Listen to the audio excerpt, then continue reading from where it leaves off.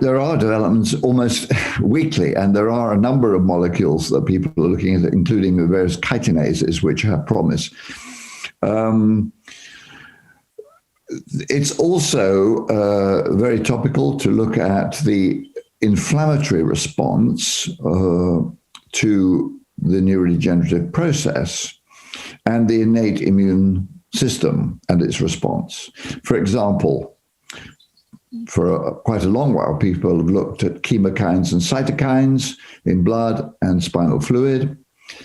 And there are changes that are found, but they've not been sufficiently sensitive or specific to be helpful diagnostically. Again, the question arises as to whether if we combine a whole series of biomarkers, possibly quite separate and distinctive at a molecular and biological level, then with big data, artificial intelligence, and pooling data from different labs, we might be able to find a particular constellation of changes that are really indicative of the diagnosis of ALS, as well as possibly the much more prognostic for survival, for disease progression, and so on.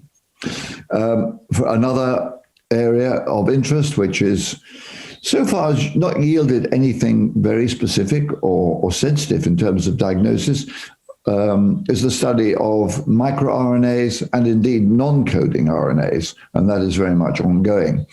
And that may well yield some very interesting findings. My sense at the moment is that that taking a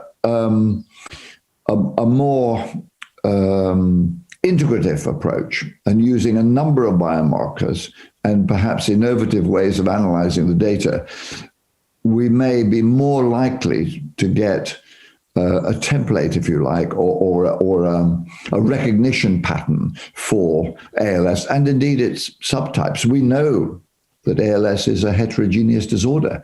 It's not just one disease. So it'd be naive to think there's just going to be one answer, one molecular biomarker, or even an imaging biomarker for every case of ALS versus other diagnoses. That's my opinion.